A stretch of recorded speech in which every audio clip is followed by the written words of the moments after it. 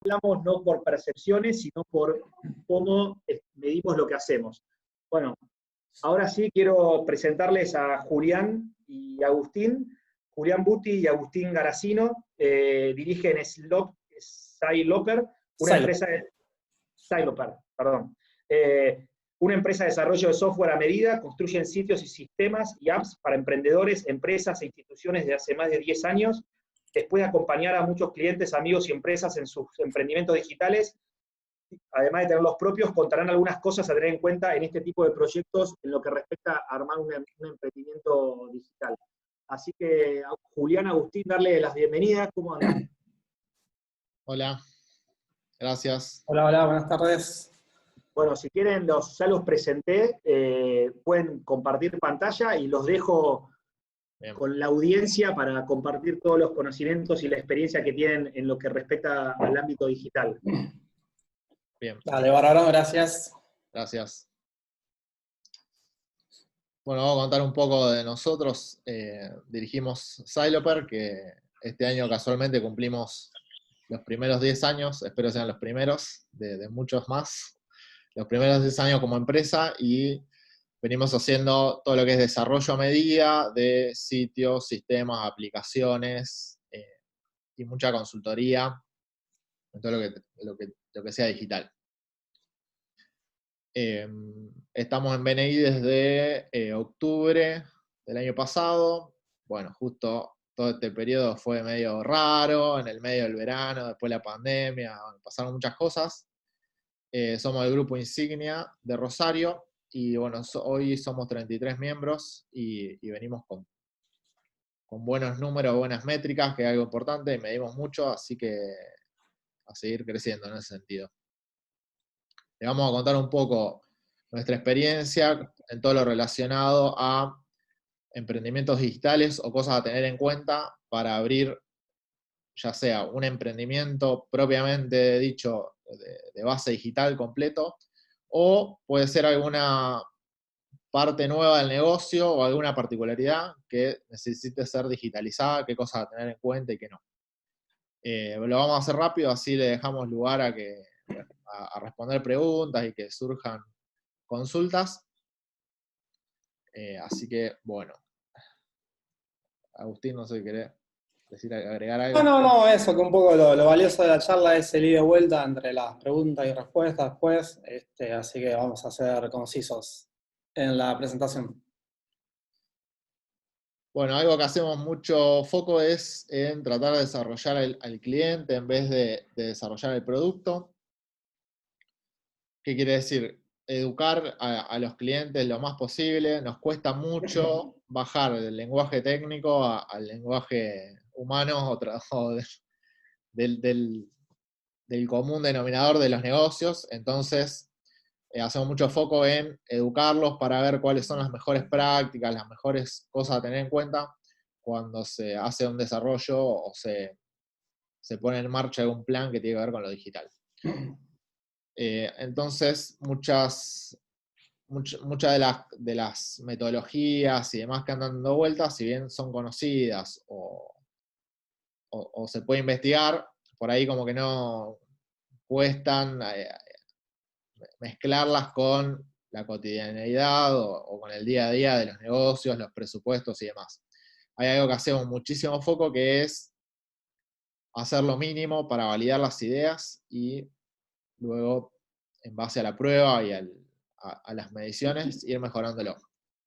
O el ciclo de mejora continua, de todos los que se dedican a hacer procesos y mejora de proceso y demás. La lógica es muy similar y siempre recomendamos una metodología que se basa en el MVP, que es Lean Startup. Hay un libro muy recomendado de Eric Rice de ese tema. Es una metodología, una teoría muy vieja, pero que está más de moda hoy, que tiene que ver con desarrollar el mínimo producto viable o lo mínimo para poder obtener resultados y probarlo, y en base a eso ir creciendo. Sí, un poco el objetivo de la metodología o del mínimo producto viable es básicamente salir rápido al mercado con tu idea, tu proyecto, tu startup, y empezar a recolectar feedback de los usuarios reales y no esperar, que es lo que pasa en la mayoría de los casos, a tener todas las funcionalidades listas para largar el proyecto. ¿Qué pasa? Muchas veces el cliente tiene un montón de ideas y de funcionalidades o requisitos que quiere que el sistema o el proyecto haga, y se la pasa, bueno, desarrollándolos, y cuando salió al mercado, muchas veces las condiciones del mercado y de los clientes o de los posibles usuarios cambiaron respecto a las condiciones que había al momento de tener la idea o de empezar el proyecto de empresa. Entonces, nosotros hacemos mucho foco en eso, empezar a desarrollar el producto y salir al mercado lo antes posible para empezar a tener el feedback de los usuarios reales y no esperar a tener la aplicación o el software o el sitio ideal con todo lo que queremos, porque, bueno, obviamente lleva tiempo y muchas veces cuando terminás, lo que tenés ya no te sirve o desarrollaste un montón de cosas que los usuarios no usan. Eh, Muchas veces cuando largas un proyecto, los mismos usuarios te van diciendo por dónde van o qué necesitan, y si te pasás meses o años desarrollándolo, eh, quizás estás gastando recursos y tiempo en vano porque cuando lo terminaste ya no sirve. Esa es un poco la idea general detrás del MVP o del mínimo producto viable. Hacer ciclos cortos de desarrollo, largarlo al público y ver qué pasa y en base al feedback seguir mejorando. Lo aprendimos a las malas, si se quiere. Tuvimos muchos emprendimientos propios y tarde o temprano uno cae en que lo mejor es ese camino, el más directo. Muchos emprendimientos digitales fracasan y muchas veces los mismos clientes son sus peores enemigos. Por más que nosotros hagamos foco en eso y digamos, che, hagamos lo mínimo para lanzar, lo mínimo para probar a ver cómo responde tu público, tu cliente, muchas veces no, está ese tema que, no sé, tiene que ver con el ego o con una ilusión de lanzar algo súper completo y quizás no es lo que tu cliente o tu público o tu visitante necesita. Sí,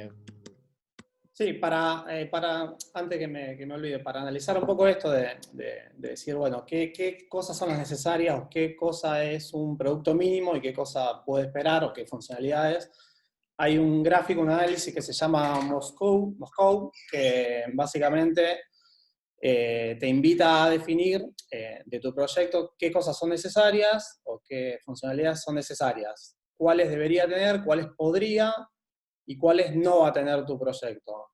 Y eso por ahí te ayuda a definir y separar un poco, ¿no?, lo que es importante e imprescindible para salir al mercado y qué cosas pueden esperar o adoptarse o implementarse más adelante. Sí, Eso pues por ahí dejamos. Sí. Si todas o la mayoría son must o cosas que debería tener, es porque hay algo en el proyecto que estás valorando de alguna manera no lógica. Debería ser, ese análisis debería estar bastante repartida, las funcionalidades, para que las críticas sean algunas, no todas. Si todas son críticas, ninguna es crítica. Es como si todo es importante, nada es importante. Esa es un poco la razón del análisis también. Exacto. Bueno, vamos a otro tema que es en qué lenguaje o en qué tecnología se desarrolla. Esto es algo que nos consultan bastante. ¿Qué lenguaje recomendado? ¿Qué tecnología? Y bueno, lo que siempre decimos, depende. Lenguaje de programación, obviamente. Lenguaje de programación, sí. Siempre depende. No todos los lenguajes de programación, no todas las tecnologías están pensadas para algo, para algún tipo de funcionalidad, y a la inversa, quizás uno prefiere algún lenguaje y no es el idóneo o no es el mejor. Si bien por ahí se puede llegar a la solución, quizás a la larga significa más mantenimiento, más dificultades en escalarlo y demás. Entonces, bueno, la recomendación, tanto como en esto como en un montón de otras cosas, es preguntarle a alguien que sepa. Algún conocido, algún amigo, algún vínculo que sepa de un poco del rubro, qué cosas se buscan, cuáles son los lenguajes de programación o qué tecnologías habría que utilizar o por qué camino ir para estar un poco orientado en ese sentido. Sí, siempre es importante por ahí usar tecnologías que ya estén probadas, que tengan un recorrido largo y que tengan comunidad de documentación. En el tema del desarrollo de software pasa mucho que por ahí se pone de moda un lenguaje nuevo o alguna tecnología nueva. Bueno, y es como todo, es oferta-demanda. Se pone una tecnología de moda, hay pocos desarrolladores que obviamente van a cobrar más caro por desarrollar en esa tecnología, hasta que se hace una base importante de desarrolladores, ¿no? Y en el otro lado, bueno, hay lenguajes, qué sé yo, como PHP, que es súper conocido y que tiene un montón de años y está súper probado, perdón, que bueno, hace que desarrollar en ese lenguaje sea menos costoso en general, y bueno, te da una base mucho más segura y sabes que si te pasa algo, o que cualquier persona podría continuar el desarrollo en caso de que pase algo con tu proveedor. Entonces, eso por ahí es importante porque es muy común también que vengan clientes queriendo hacer un desarrollo en tal tecnología que por ahí es media novedosa y quizás no es prudente largar un proyecto en esa tecnología hasta que no esté más probado o tenga más tiempo de desarrollo. Así que ese es un ítem también que muchas veces hay que tener en cuenta. Sí, o corres el riesgo de que nadie lo quiera continuar en el futuro, o si el programador, desarrollador te deja en banda por X causa, o cortaste el vínculo, que alguien continúe con tu proyecto, y bueno, eso hace que todo el desarrollo previo que vos tuviste sea desperdiciado. Sí, por ahí esto para el cliente final, digamos, generalmente es algo que al cliente no le interesa o no sabe o no le incumbe tanto, pero bueno, está bueno por ahí educarlos para que estén al tanto de todo esto, porque muchas veces pasa eso, que alguna empresa desarrolla algo en una tecnología que es medio nueva o que después deja de tener soporte o uso, y el cliente muchas veces se encuentra una sorpresa, digamos, al no saber en qué está desarrollado su proyecto. Nada, siempre está bueno educarlos un poco, digamos, y que estén al tanto de todas estas cosas que son súper técnicas, pero bueno, son importantes. Sí, también el tema del código fuente. Muchas veces hay casos donde hay clientes que vienen con la necesidad de hacer alguna mejora o alguna actualización o algún cambio y no tienen el código fuente. Esto es algo que se puede pedir, no es obligación que el desarrollador entregue los fuentes, pero bueno, es una buena práctica, algo que se recomienda, es algo que debería ser del cliente. Más que nada por algunos aspectos legales, que después vamos a comentar un poco lo que sabemos de eso. Siempre es bueno que uno tenga como cliente el código fuente de la solución que está desarrollando. Monetizar el proyecto. Este es otro tema bastante importante que suele ser un tema. Hay muchos proyectos que se desarrollan y van a pérdida durante años y después se monetizan. Bueno, puede ser el caso de Twitter, no sé, Mercado Libre, fue años a pérdida con inversiones grandes. Hay gente que lo puede bancar, gente que no, bueno, hay clientes para todo, pero es importante ver cómo monetizar el proyecto de antemano. Sucede mucho que por no evaluar esto previamente, el proyecto queda nulo o trunco porque resulta inviable o genera mucho trabajo que el cliente no está dispuesto a afrontar. Entonces, ver de qué forma se va a monetizar es súper importante. Tener en cuenta los costos de las herramientas que se van a analizar, no solamente desarrollar el producto, sino el costo de todas las herramientas que van a necesitar para llevar adelante el negocio el día de mañana, ya sea carga administrativa, aspectos legales, servidores, todo lo que necesites. Y las comisiones de los medios de pago. Si nosotros cobramos a través de una plataforma digital, por ejemplo, vendemos productos y vendemos a través de Mercado Pago, habría que tener en cuenta las comisiones de Mercado Pago en la cuenta de rentabilidad, Sí. hablarlo con el contador, tener en cuenta todo ese tipo de cosas que por ahí gente no lo tiene en cuenta y le genera un dolor de cabeza después. Les puedo hacer una pregunta ahí como, por esta coyuntura estamos viviendo, me imagino que hay muchas personas que tienen un negocio, por decirlo, offline, y dicen, bueno, ¿cómo llevo el offline al online? Y en ese, como esto que no es un proyecto específicamente digital, sino que es como, ¿cómo llevo el offline al online? En eso, ¿qué recomiendan? En eso de, mira, yo mi local vendía tanto, y bueno, ahora, ¿cómo lo llevo a lo digital y lo replico? O ustedes dicen que este es un proyecto nuevo, no es el mismo, no es lo mismo que tenías antes. Claro, sí, nuestra recomendación en general es eso, a ver, si vos montás algo online, es un canal de venta nuevo, y bueno, requiere obviamente un esfuerzo y una dedicación. Es como si abrieras otro local, digamos, o sea, no es algo que vos tenés. Generalmente lo que suele fracasar es cuando abrís el canal de venta online y lo tenés ahí como accesorio y no le prestás los esfuerzos, la dedicación que necesita. Es básicamente abrir un local nuevo donde tenés que poner gente, bueno, si tenés empleados, digo, y tiempo para que sea un éxito o para que sirva. Pasa muchas veces que los proyectos que fracasan son eso, que las empresas que toman al canal digital como algo accesorio, algo para sumar un poquito nada más, y no le dedican el tiempo que se merecen. Y todo lo que es difusión y publicidad, súper importante, más importante que la herramienta quizás, porque la herramienta, bueno, hoy hay infinidad de opciones, cosas ya prearmadas, hay de lo que se te ocurra, pero bueno, es muy importante difundirlo, porque vos en un canal físico o en negocio, vos tenés una vidriera en general, o el boca en boca, y tener una ubicación física donde la gente pasa por afuera y te ve, o alguien te recomienda en base a la ubicación, dice, che, mirá, acá a la vuelta está tal negocio, venden tal cosa.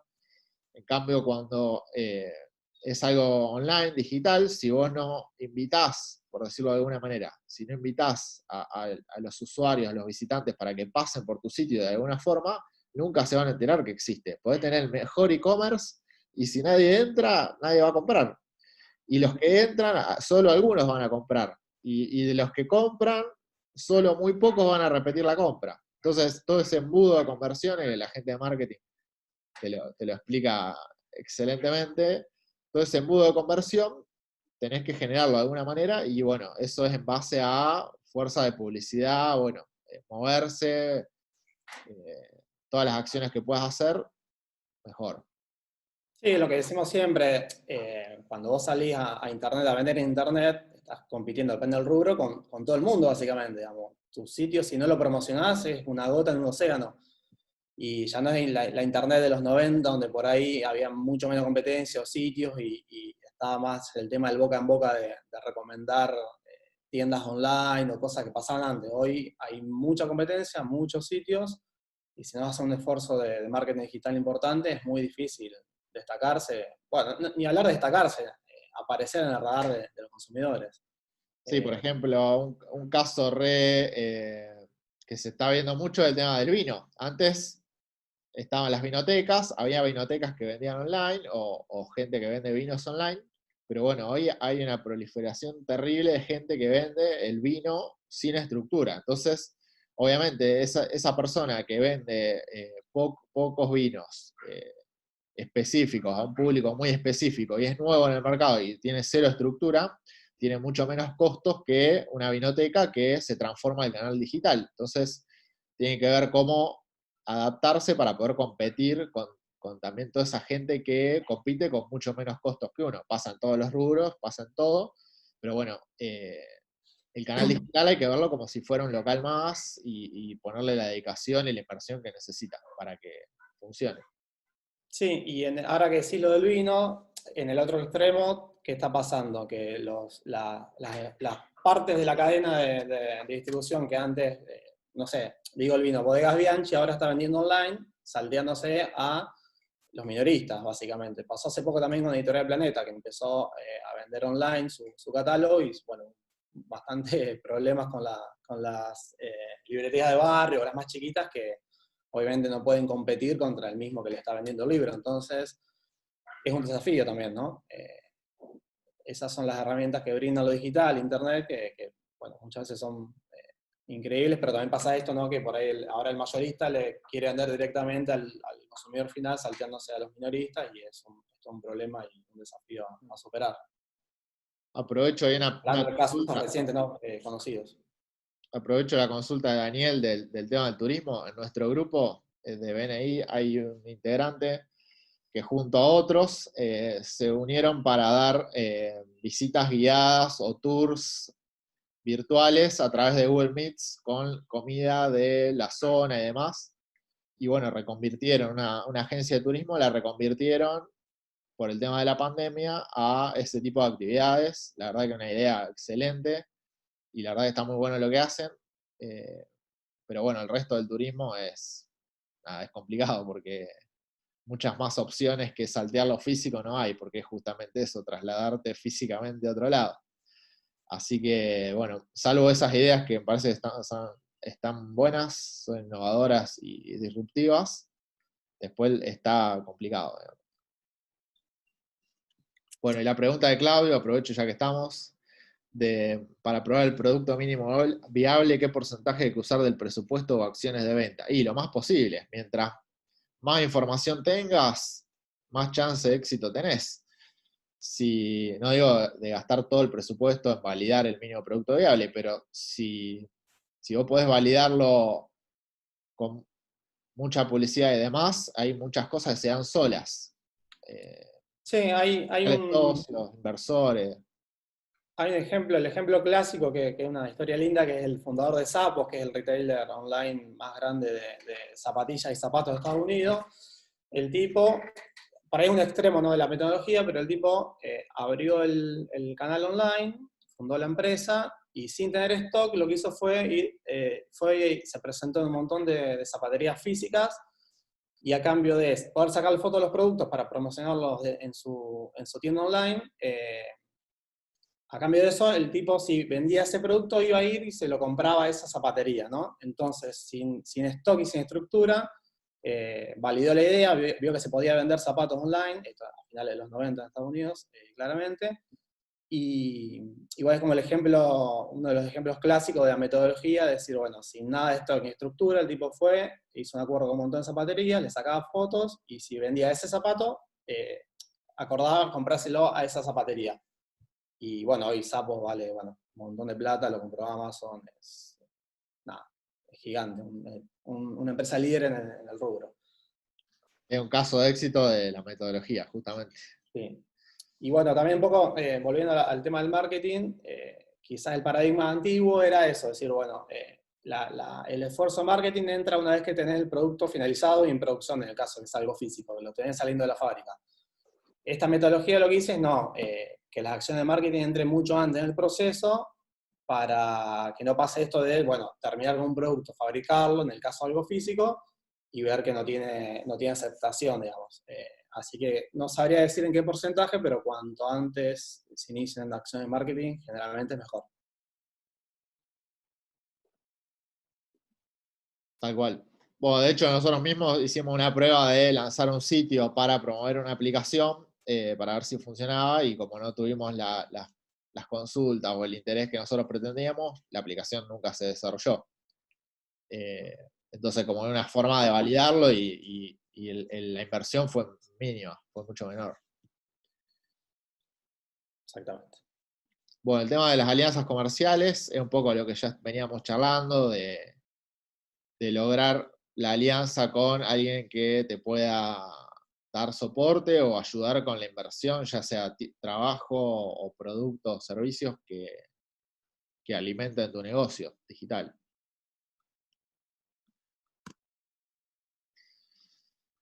Bueno, esto refería más al tema de cómo monetizarlo, pero no hay tanta cultura en Latinoamérica para monetizar emprendimientos digitales como las membresías, pero sí más que pagos únicos.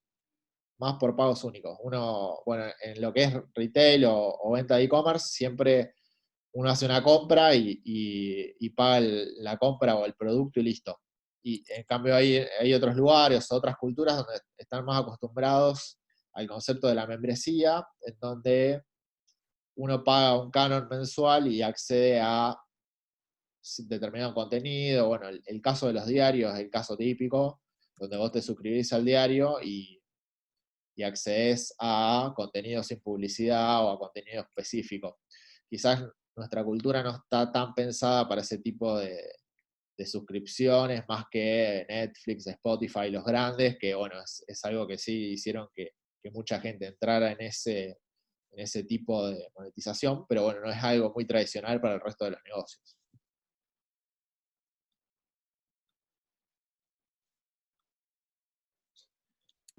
La parte legal es algo que nos suelen consultar mucho. Bueno, hay muchos abogados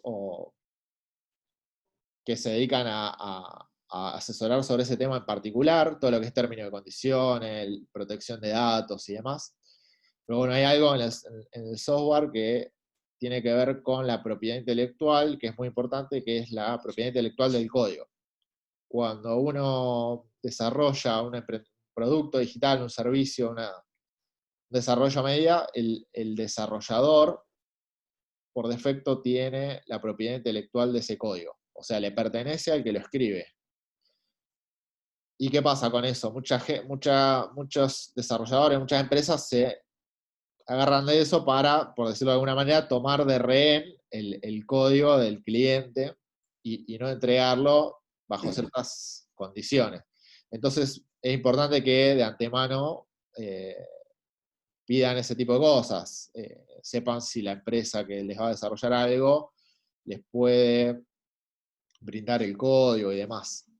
Cuando se desarrolla en equipo, la propiedad intelectual es del equipo, bueno, hay ciertas particularidades, pero bueno, eso en general se le cede al cliente porque, bueno, el cliente es el que te paga para desarrollarlo, más allá de que, bueno, las leyes argentinas indican que no, que la propiedad intelectual es del que lo escribe.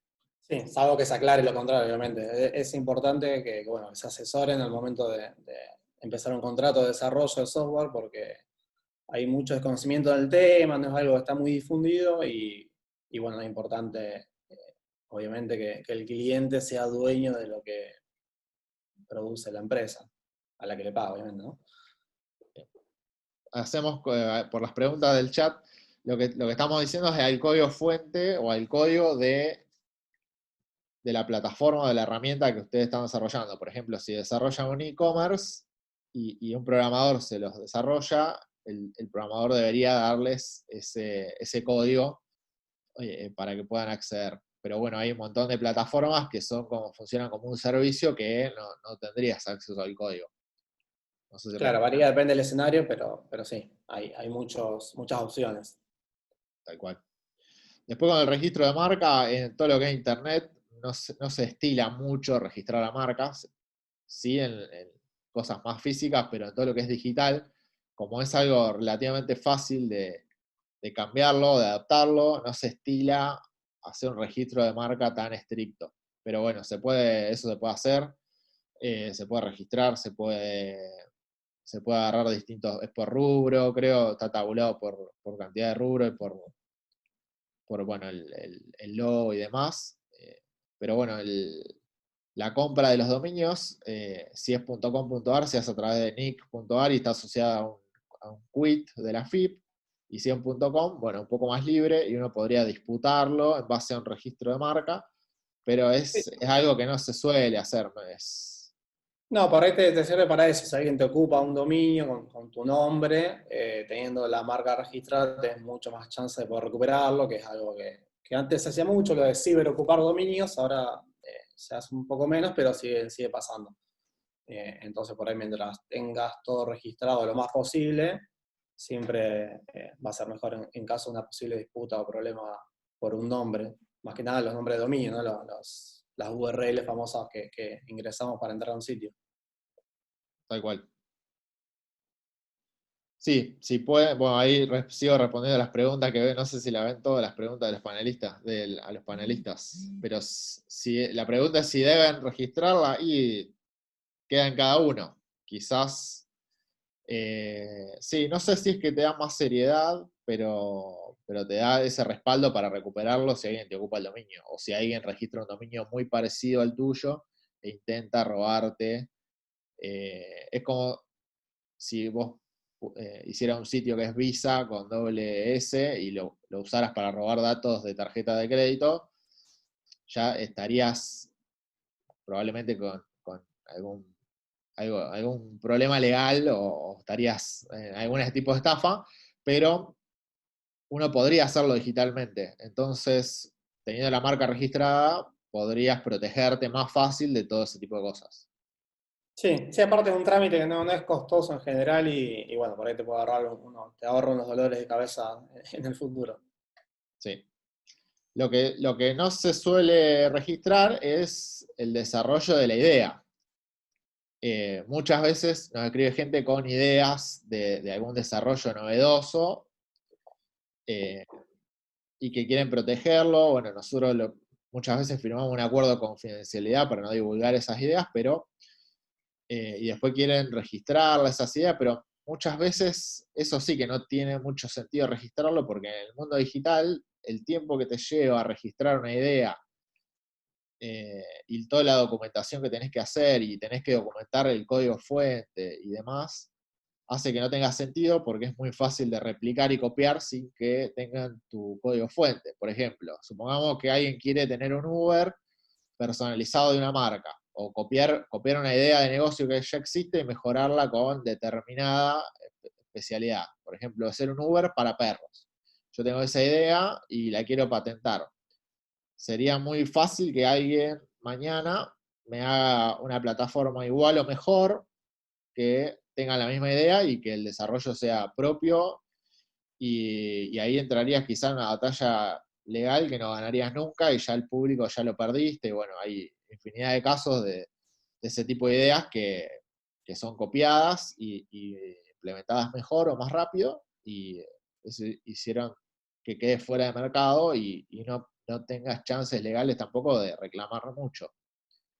Entonces lo que se puede patentar no son las ideas, sino la implementación. Y la implementación es algo relativamente fácil de copiar en todo el mundo digital. Entonces, ahí hay un tema, un gris en lo que es la propiedad intelectual. Pero, Claro, el ejemplo típico es Facebook, que no fue ni el primero en el rubro de las redes sociales, sí fue el que se impuso y que se hizo súper conocido, pero ideas ya había en el momento dando vuelta, lo mismo con Amazon. Bueno, Mercado Libre, digamos, se inició básicamente como una copia de Amazon para Latinoamérica. Eh, Hay sobrados ejemplos de ese tipo de cosas donde la idea no se puede patentar y bueno, te tenés que destacar por cómo la llevas a cabo, obviamente. tal cual. Bueno, nos quedamos sin placas. Si quieren, Estamos les abiertos voy a a preguntas. hacer algunas preguntas Dale. que fueron surgiendo. Claudio pregunta, para mantener baja la línea de inmersión en lugar de construir el SW, ¿qué opinan de las soluciones ERP, CRM existentes en la nube que ofrecen un costo fijo como Dolivar, WooCommerce o WordPress? Sí, hay infinidad, ya sea para todos los rubros. Tenés tiendas preparadas, tenés ERPs, tenés lo que se te ocurra en la nube. Hoy en día hay servicios para todo. Muchos funcionan muy bien, no son una limitante, pero dependés de ese proveedor. El día que vos querés hacer una modificación o querés migrar a otro servicio, probablemente estés sujeto a la información que ellos te liberen, o quizás nunca puedas hacerlo.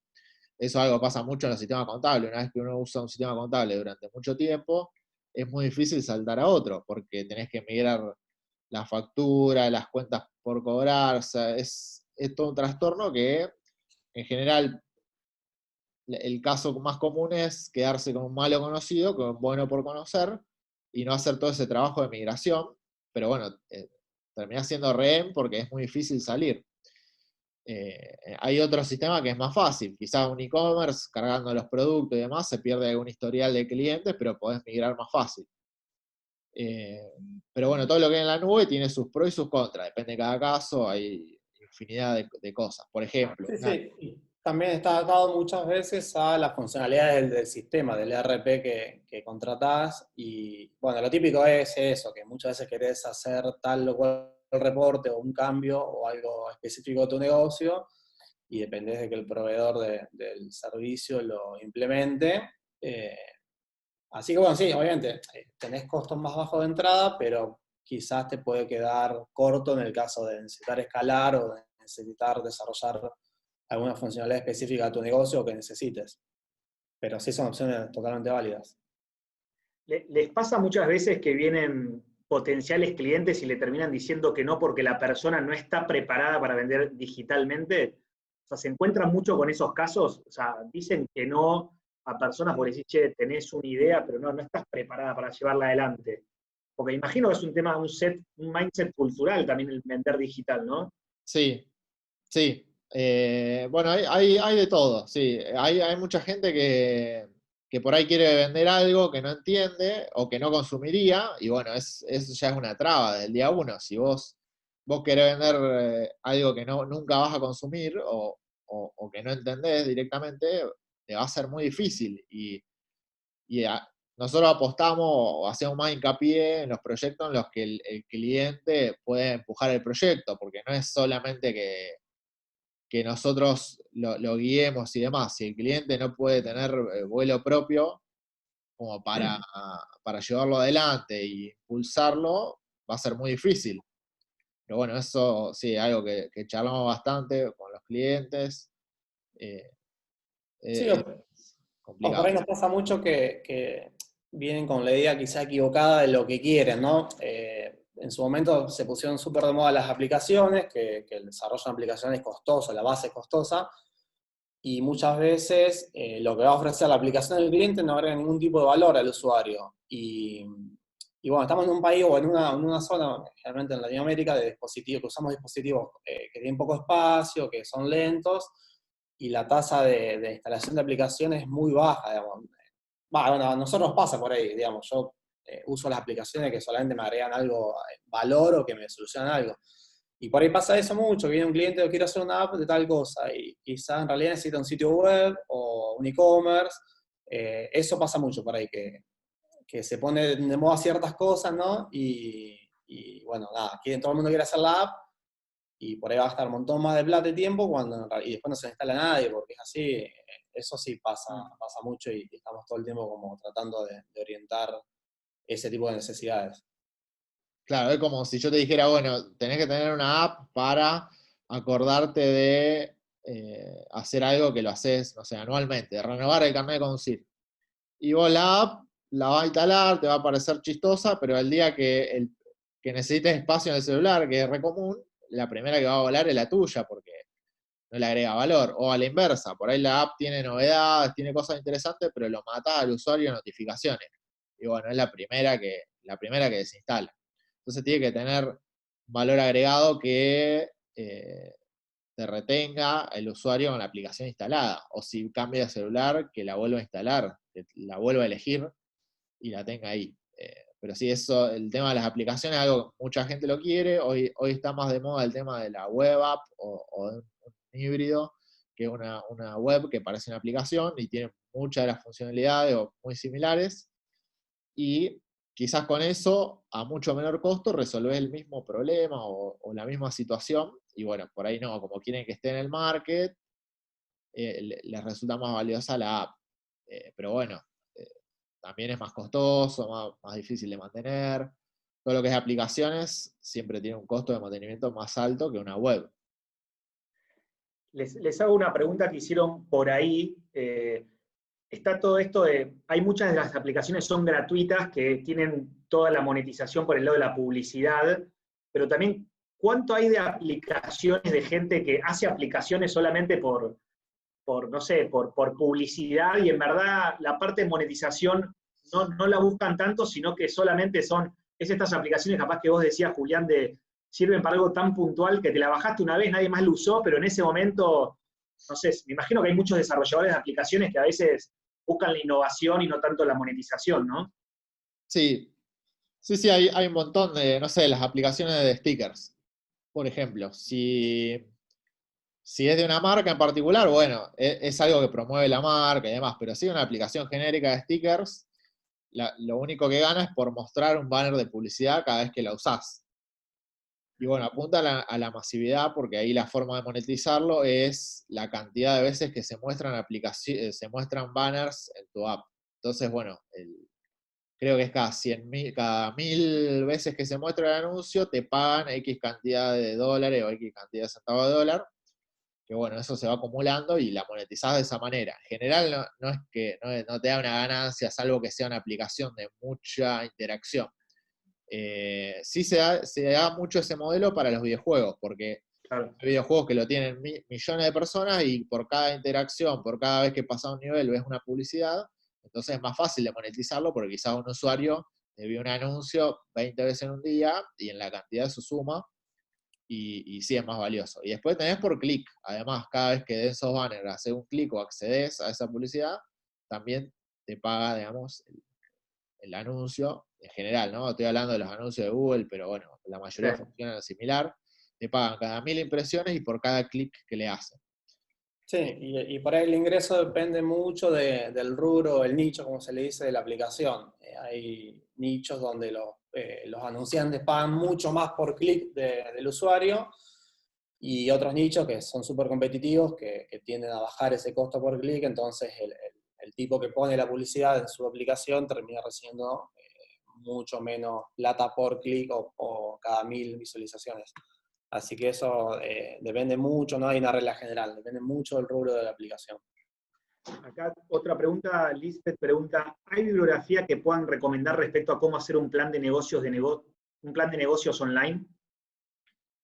Y el libro que recomendamos mucho, el de Lean Startups, de Eric Rice, que Sí, pero habla de esto. sí, pero ojo que el enfoque del Lean Startup es un poco ir en contra de los planes de negocio. Lo que dice no hagas un plan de negocio que tiene un horizonte de 2 o 3 años y lo sigas a rajatabla, sino que hacer un producto, sacarlo cuanto antes del mercado y constantemente andar iterando sobre él y viendo qué cambios necesita o por dónde van los consumidores. Justamente un poco lo contrario a hacer un plan de negocio y seguirlo estrictamente, digamos. Sí, en general para todo lo que es pedir fondos de capital semilla o inversores, siempre te piden un plan de negocio. Entonces, bueno, si uno lo que busca inversores, sí va a tener que hacer un plan de negocio, pero si Por no, ahí el camino más tradicional. claro, ese es el más tradicional, pero si uno es su propio inversor, eh, lo mejor que pueden hacer es probar, validar la idea. No hacer mucho plan de negocio, sino, bueno, sacar un poco las cuentas, a ver si les cierra la idea y probarlo, validarlo, con lo mínimo posible. Con inversores sí, bueno, justamente nosotros en nuestro grupo de BNI, en Insignia, se dio esto de generar una incubadora, porque bueno, durante años nos llegan un montón de ideas, de proyectos que por falta de inversión o nos ofrecen ir de socios, pero bueno, no podemos estar en todo, no podemos hacer todo, entonces surgió esta idea de armar una incubadora y básicamente el proyecto que tenemos es incubar ese tipo de proyectos que tienen una buena idea, una buena oportunidad de mercado, impulsarlos para que salgan a la luz. Y bueno, una vez que salen a la luz y tienen cierta rentabilidad, después hay un montón de otros capitales que pueden agrandar, capitales semillas, serie A, todas las series para crecer como emprendimiento, pero bueno, ya sería otra escala. Pero bueno, hay un montón de incubadoras. La nuestra se va a llamar Proteína, todavía no está publicada y que me preguntan cómo nos encuentran, pero bueno, nos pueden contactar por las redes y lo charlamos. Pero es algo súper común y nos dimos cuenta que es un nicho que mucha gente necesita, justamente ese acompañamiento. Les hago, de mi lado, un par de últimas preguntas. ¿Qué recomienda? Me imagino que hay muchas personas que dicen, mira, que ustedes capaz que le pueden recomendar, mira, no hagas una app, no hagas tu sitio web, no hagas tu sitio e-commerce puntual y dedicate capaz solamente a publicitar por Mercado Libre y no sé, y punto. Digo, ¿en qué momentos uno tiene que solamente decir, che, digo, o cuál es la estrategia de las personas que dicen, publicito por Mercado Libre y vendo por ahí? Y capaz que le meto un montón de publicidad a Mercado Libre y no tengo ni mi sitio web y no tengo nada mío, ¿se entiende? Claro, bueno, mucho de lo que hacemos es completamente subjetivo, intangible, entonces es muy difícil decir, por ejemplo, vos fabricás tortas de cumpleaños, por así decirlo. Y vos podrías vender por Mercado Libre o por las redes sociales, pero bueno, si vos quisieras publicar o ofrecer una seriedad más de la marca y demás, quizás el e-commerce no te cambia nada, pero sí un sitio institucional que te muestre más como empresa o el equipo, o te lleguen contactos, te da otra seriedad y algo mínimo. O sea, el sitio institucional es lo mínimo que podés. El sitio web, sí, aunque es algo muy estático, generalmente sigue siendo la recomendación de, bueno, tenés que estar, te tienen que googlear y tienen que encontrar en algún lado, ¿no? Sí, porque también es la puerta de entrada a la publicidad en Google. La publicidad en Google en general apunta a un formulario de contacto en un sitio. Te pueden buscar Claro. por otro lado, pero bueno, es como la puerta de entrada y es mucho más económico y fácil de segmentar que en las redes. Suele tener buenos resultados, entonces la publicidad en Google es, sobre todo que Google domina mucho el mercado de las búsquedas y demás, es como lo que más resultado tiene. Sí, Depende, hay de todo. O una app. Sí. Quizás para, no sé, una tienda de decoración tiene más sentido Instagram. O para alguien que vende cosas para juegos para adolescentes tiene más sentido TikTok. No sé, cada rubro y cada perfil de edad tiene sus cosas, digamos. Hay mucha gente que publicita en Facebook todavía porque el público está en Facebook. Por la edad, por los rubros. Pero bueno, hay infinidad de opciones. ¿Y cuánto? Sé que es un tema que no es nada que ver a lo de ustedes, pero está muy relacionado. ¿Cuánto ha mejorado la logística en el último tiempo?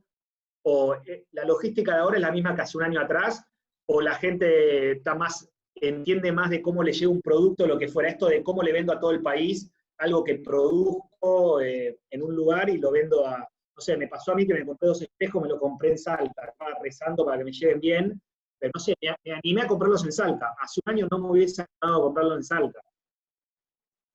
Bueno, eso, en ese sentido, se mejoró, es algo que ya existía, pero bueno, hoy está mucho más en auge, que es Oca, Andriani, DHL, como es UPS, tiene un montón de infraestructura para lograr eso, más allá de la propia Mercado Libre. Mercado Libre tiene en las grandes ciudades depósitos propios donde alojan productos para hacer el envío rápido y no lo llevan desde el vendedor, te lo llevan desde el depósito propio. Entonces, en ese sentido, creció mucho. Es una idea viejísima, o sea, Amazon lo empezó a hacer hace 20 años atrás, no sé.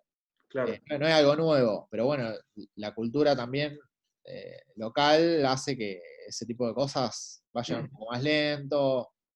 Sí, igualmente mejoraron mucho, se modernizaron mucho las grandes empresas de correo, o Andriani, hoy por hoy tienen toda una parte de sistemas y de servicios web para integrar toda su logística con cualquier e-commerce. Vos te desarrollás un e-commerce y podés integrarle un plugin, como se le dice, de Oca Andriani, que ya mismo en tu sitio te calcula, e incluso te puede imprimir la etiqueta de lo que está vendiendo con el costo final, te lo pasan a buscar, o sea, como que también las empresas mismas de logística se modernizaron mucho en el último tiempo.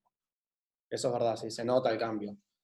Sí, más que nada también porque todas estas empresas crecieron en sistemas, digamos. O sea, tienen áreas de sistema que hicieron Claro. que puedan.